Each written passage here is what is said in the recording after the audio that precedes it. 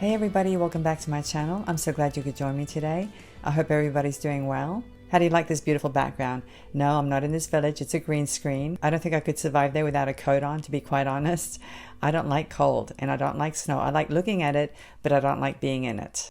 Sometimes we forget what Christmas is about because we get so caught up with shopping and cooking and having people over. It can actually be a little bit stressful, to be quite honest. And I think one of the most stressful things is finding the right gift for the right person. I'm always a little bit nervous because I don't know if they're going to like it or not.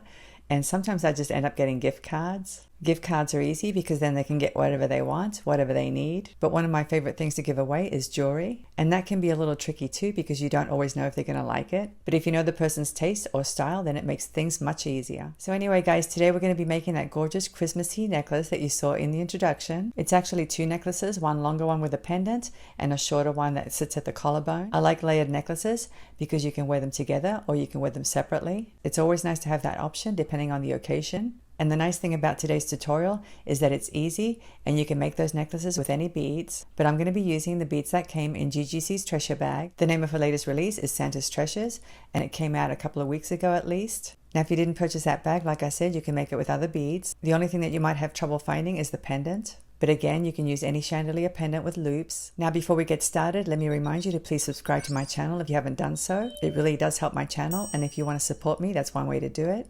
Another thing that helps is if you give me a thumbs up and leave some comments down below. Let me know what you think of the necklaces. And if you look down in the description section of this video, I'll leave a link to GGC's treasure bag along with a little bit of information about it. I also leave timestamps in case you want to skip forward to any portion of the video, and I leave a list of the materials as well. And if you scroll all the way to the bottom, you'll see a list of my tools and you'll see a list of all the social media platforms that you can find me on. And by the way, guys, if you stay till the end, you'll see me model the necklaces. I like to do that because it shows you scale. You really can't see scale on a necklace display. Now keep in mind that I do have a small frame, so the necklaces may look a little bit big on me, but at least it'll give you some idea of how they look on. So anyway, guys, I know you're anxious to get into the tutorial, so let's go ahead, turn the camera around and we'll get started.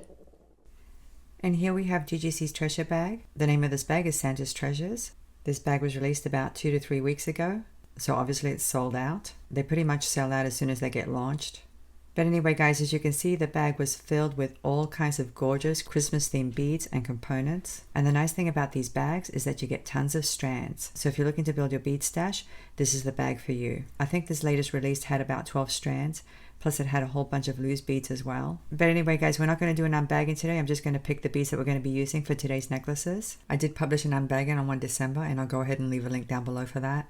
And if you're interested in getting future releases, what I recommend that you do is go to the website and sign up for notifications. I believe Gina sends out a notification a couple of days before she launches the bag. And like I said, I'll leave a link down below so you can go to the website. So let me go ahead and pick the beads for the first necklace. Here are the items we're going to be using from GGC's treasure bag. I'm also going to be using some other items which I'll show you in just a few moments, but I wanted to show you these first. As you can see, we're going to be using this gorgeous focal pendant.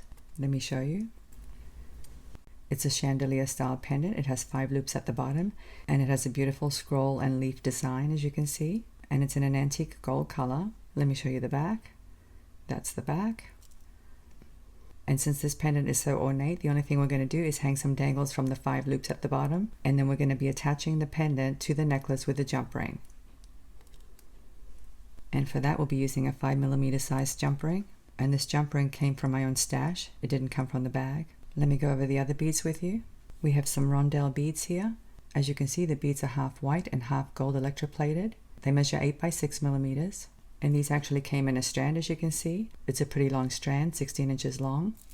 And then we have these 6mm size beads in 2 colors, red and green. And these also came in a couple of strands. These strands are 12 inches long.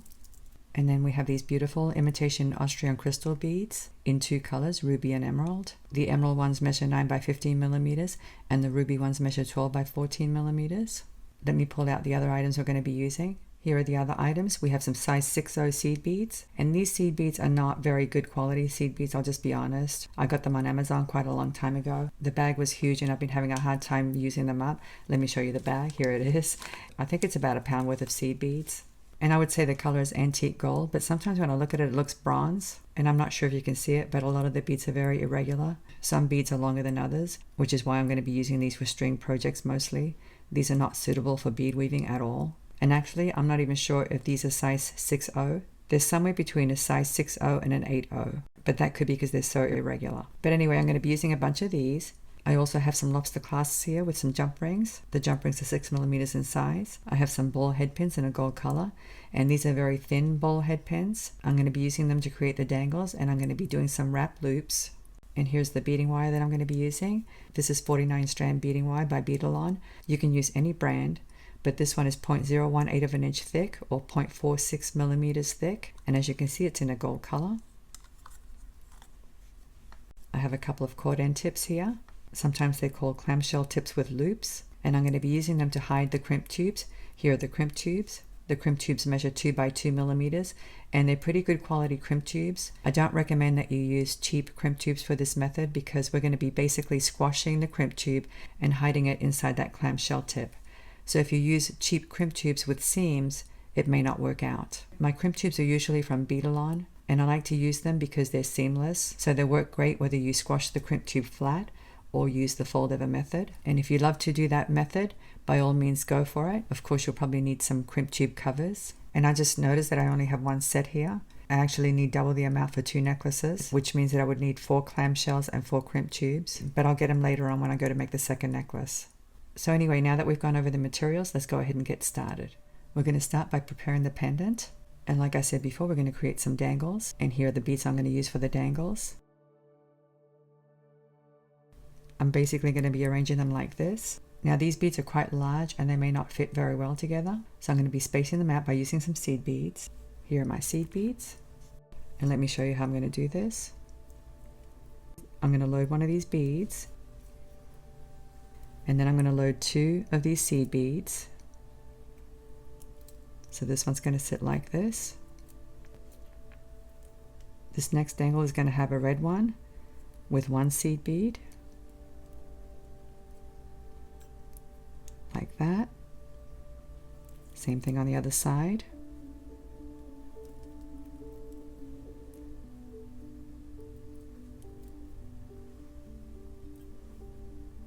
And these are not going to have any seed beads. Let me go ahead and remove these. We don't need these. Let me just move this up so you can take a better look. So now we're going to go ahead and attach them to the pendant. Let me do this one first. I'm going to grab the pin at the top of the bead like this, and now I'm going to kink the pin away from me like this. I'm going to switch to this portion of the pin, grab the tail, wrap it around the nose of my pliers, flip my pliers around, and I'm going to continue to wrap to the back, just like that. And now let's go ahead and attach it to the loop of the pendant. I'm simply going to slide that loop inside the one that I just created like this. And now I'm going to grab the loop with some skinny pliers. And with another set of pliers, I'm going to grab the tail and do a couple of wraps. You can do as many wraps as you want to. It's up to you how many wraps you want to do. And now let me cut off the excess. And now I need to tuck this little end in. So this is what we have so far. Pretty easy. So now I'm going to go ahead and attach these other 4.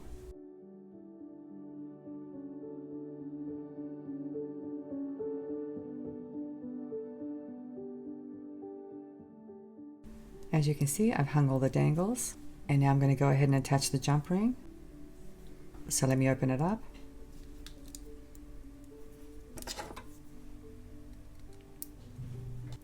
And now we're simply going to hook it onto the loop of the pendant and close it up.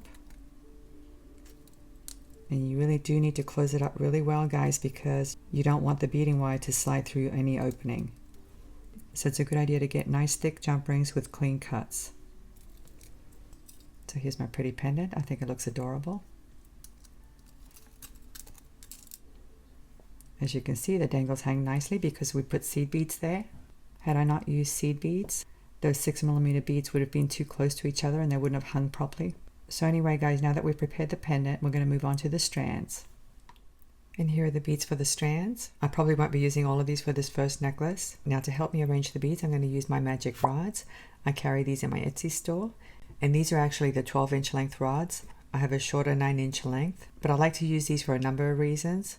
The main reason is that it helps me arrange bead patterns, and I can load seed beads along with larger beads. And then what I do is I use these stoppers on the ends to bring the beads in close to each other so that I can get an accurate length. Now obviously you could probably use a beading board, but it's really difficult to get accurate measurements when you're using seed beads because obviously they're too small to sit upright. But anyway guys, I use these for other applications as well. I use these to make stack bracelets, and what I do is I'll load multiple rods. For example, if I'm making a 5 bracelet stack, it's super easy to load 5 rods with the exact measurements for each bracelet. Now before I came up with these rods, I used to use a piece of beading wire, just a scrap piece of beading wire. You could do that as well if you wanted to. But anyway, I'll leave a link down below to my Etsy store if you're interested. And let's go ahead and get started. I'm going to load one rod. And I'm going to remove the stopper. So I think what I'm going to do is start at the bottom of the necklace where the pendant's going to be. And I'm going to start with one of these beads here, one of these rondelles, and then one of these green oval beads. And that looks okay, but I think what I'll do is add a seed bead in between the beads. So let me go ahead and do that.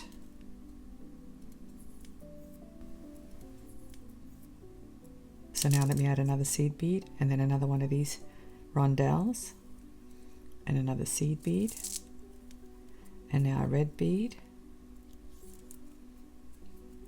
I think that looks really nice. And now a seed bead, a rondelle,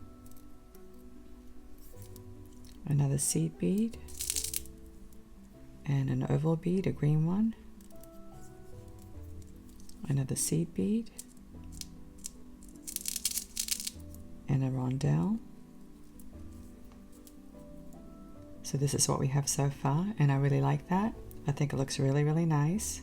So now what I'm going to do is finish the rest of the strand with seed beads. So let me go ahead and keep loading these. And I'm thinking my necklace might be 18 inches long. I'm not sure yet. I haven't decided. Anywhere between 18 and 20 is what I'm thinking about. So if I decide on 18 inches, this strand should be 9 inches, maybe a little bit less to accommodate the clasp and the jump rings. So I'm just going to keep loading these seed beads.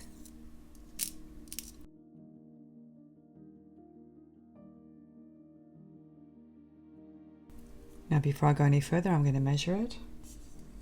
It looks like I have about 7 inches so far, so I need another 2 inches. I decided to add a few more seed beads to make it a little bit longer than 18 inches. And I'm not going to do it in this tutorial, but another thing you could do is add an extended chain if you're not certain of the length, or for example if you're selling it or giving it away. Adding an extended chain will give a person the option of wearing it longer or shorter if they want to. So let me go ahead and put a stopper at this end so I don't lose the beads. And I'm going to bring them in so the beads are up against each other. So that's my first rod.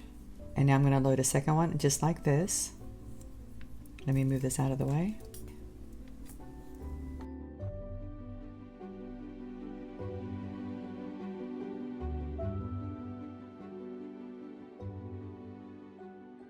Okay, as you can see, I've loaded both rods. Another nice thing about the rods is that you don't have to count beads. I simply held the second rod up against the first rod to make sure that I had the exact same amount of seed beads. So let me show you how I'm going to arrange these. So this is basically how it's going to look. So I'm pretty happy with how this looks. So now we just need to load the beads onto beading wire. I cut myself a pretty long piece. This piece is about 26 inches long. And even though my necklace isn't going to be 26 inches long, I like to leave a little bit extra at each end just so that I have something to hold on to while I'm loading the beads. Also, if you're doing a traditional crimping method, you'll need at least 2 inches at each end. So for example, if your necklace is 18 inches long, you'll need a 22-inch piece. So let me go ahead and load these beads.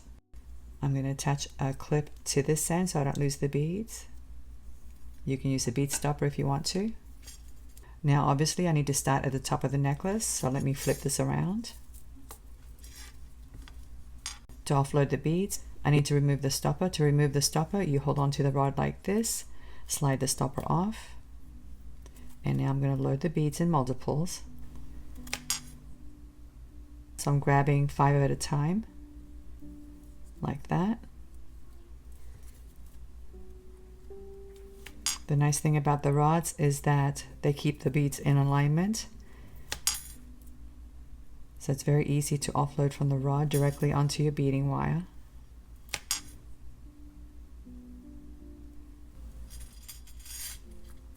So basically I'm holding onto the rod like this and then grabbing a stack, sliding them off, and then loading them onto the beading wire, just like that. So let me keep going until I get to the end of this rod.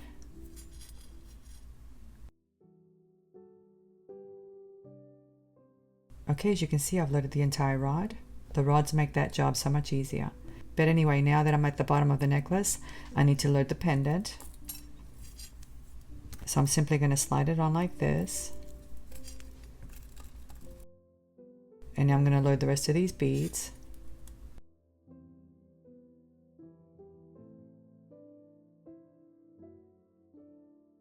Okay, as you can see, I've loaded all of the beads. And you're probably thinking, since I used the rods, I could have crimped off one end, loaded the beads, and then crimped off the other end.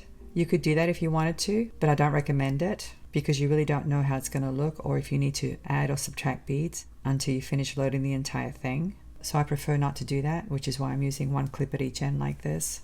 But anyway, I left myself a little bit of extra wire because I don't know if I'm going to be adding some more beads or not. So before I crimp off the ends, I'm going to take this to the mirror, hold it up to my chest, and see if it's the correct length. So let me go ahead and do that, and I'll be right back. Okay, I'm back, and it's the correct length. So now I'm ready to crimp off the ends. Here are my crimp tubes, and here are my clamshell covers with loops. I like to use these chain nose pliers to squash the crimp tube because these are very strong. So let me show you how easy this is. I'm going to thread on a clamshell cover from the bottom.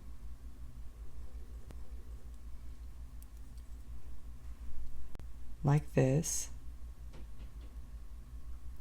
And now crimp tube.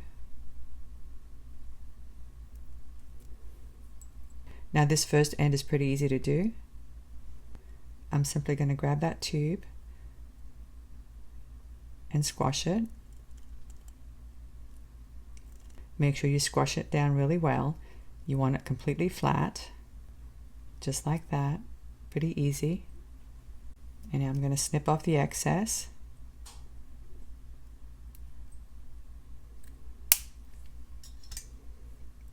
Slide the clamshell up. And some of you are probably wondering if that's secure. Let me tell you guys, it is very secure. If you think about it, when you do your traditional crimping, you usually have the beading wire threaded twice through the crimp tube. So when you go to fold over your crimp tube, you actually have one per side of the crimp tube once it's folded over. So we're doing basically the same thing. We just have the one piece of beading wire going through the crimp tube. It's just that it's not folded over because we don't have two pieces. I hope that makes sense. But anyway, you can always just give it a tug and test it to make sure that it's secure, and it is. So now I'm going to go ahead and close this clamshell carefully. You definitely don't want to dent it. And that looks pretty good. As you can see, it's nicely closed and it looks very professional. So now I'm going to slide the beads down to make sure I don't have any gaps.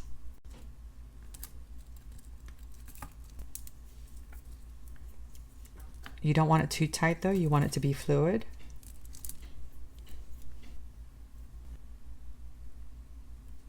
So now we're going to thread on the clamshell through the bottom, just like that, and then the crimp tube.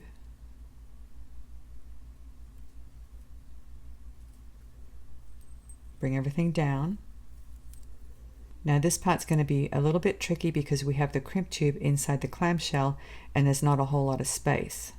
What I normally do is hold onto the clamshell like this, and then I come in from this angle, grab hold of the tube, and then go ahead and squeeze it the best way that I can, making sure that it's completely flat.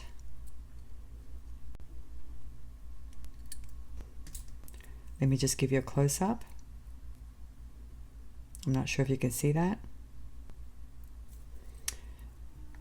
So now I'm going to snip off the excess beading wire and close up the clamshell.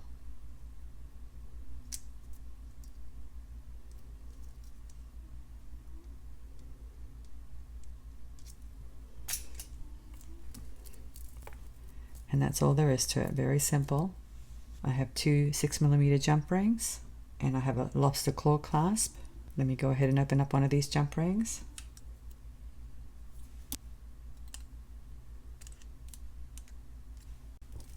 Connect it to the loop of the clamshell. And now I'm going to slide on the lobster claw clasp, just like that, and close up the jump ring.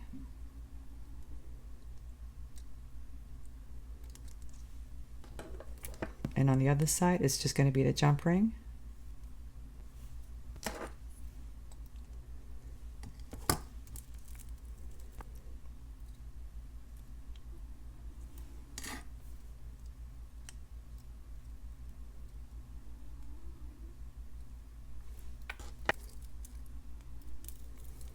And that looks really, really nice. I love it.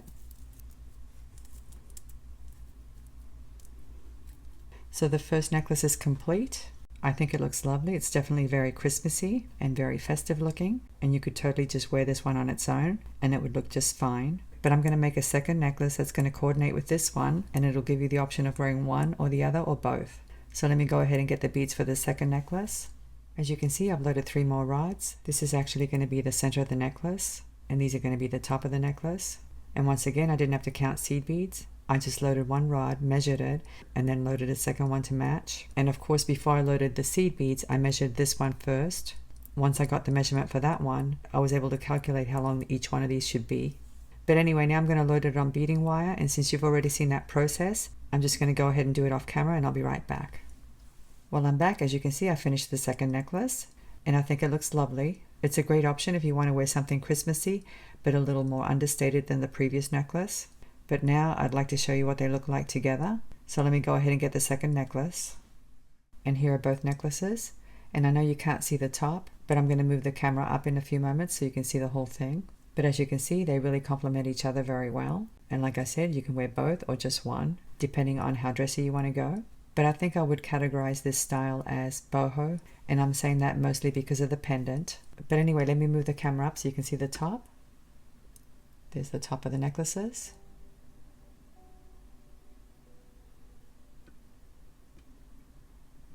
I think both of them turned out really nice. So now what I would like to do is put them on and show you what they look like. So let me go ahead and do that, and I'll be right back.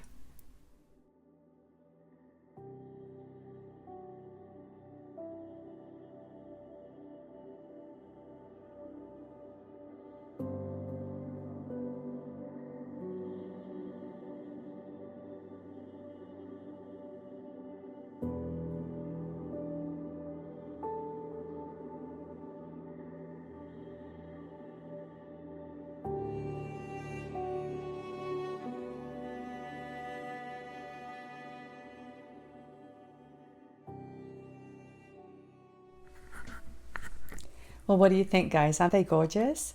I love this beautiful layered look. I really do. And I love that these are sparkly, and I love the Christmas colors. I also like the option that I can wear one or the other or both. Now, one thing I forgot to mention in the tutorial, if you're using clamshell covers, especially the ones from Amazon, be very careful because you want to make sure that you close your jump rings really, really well, because the loops on the clamshells are actually very, very thin. Now, I don't know if you can find good quality clamshells out there. Maybe you can find some with thicker loops somewhere, I don't know. But as long as you use really good quality jump rings that have very clean cuts and you close them really well, you shouldn't have any trouble. So anyway, guys, if you have a little bit of time, I would love it if you leave some comments down below.